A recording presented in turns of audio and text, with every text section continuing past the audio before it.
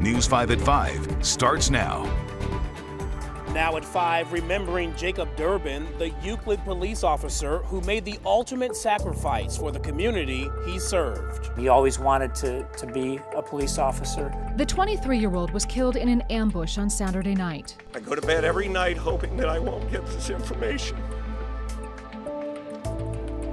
And my worst nightmares come true. The suspected gunman later found dead after a standoff. Tonight, a closer look at a disturbing trend facing law enforcement and the tributes coming in for Officer Derbin.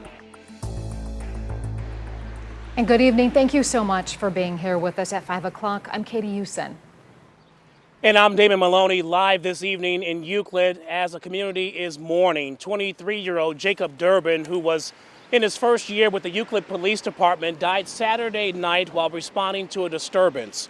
Police say he was shot in an ambush at a home in the 300 block of East 211th Street. The suspected shooter, Deshaun Vaughn, was later found dead in an apartment in Shaker Heights following a standoff that lasted for many hours on Sunday.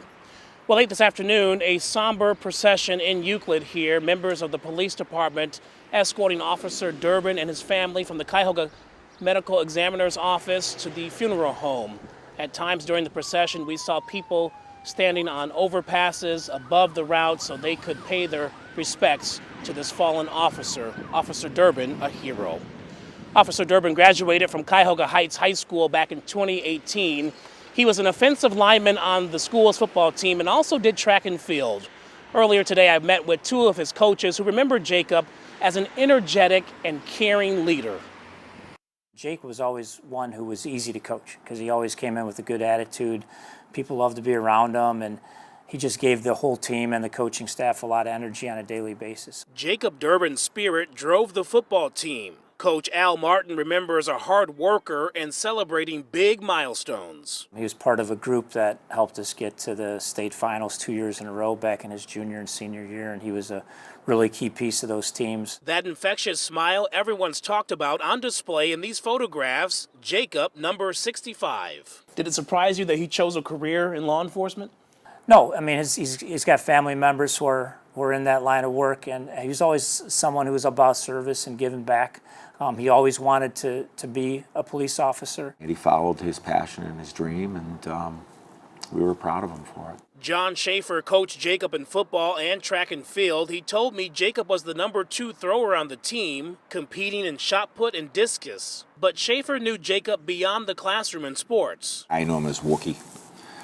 He was a big Star Wars fan, and all of his buddies used to always call him Wookiee. Schaefer's oldest son and Jacob graduated together and were good friends. Jacob's death bringing together old teammates. I know that most of yesterday they were getting together and celebrating Wookiee and crying and grieving together and leaning on each other to get through this senseless act. Memories are what these men say will allow them to smile. And around the school, there are visual reminders of the kid they were so proud of, including this photograph that Jacob snapped of his high school football field during a helicopter ride with his grandfather. It hangs in the superintendent's office with Jacob's signature on the back. Schaefer told me he was looking forward to attending Jacob's wedding this summer and being able to joke with Jacob about how he met the love of his life during the senior year trip to the football state finals. And the rumor was that he got her number after the game,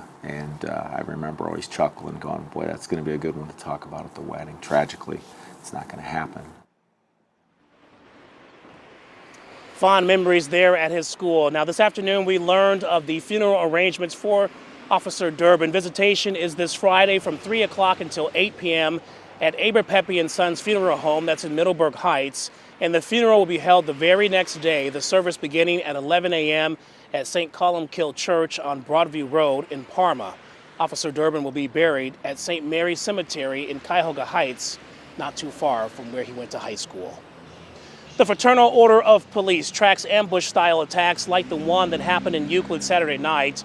News 5 anchor Tracy Carlos breaking down the number of police officers across the country being targeted in these types of crimes.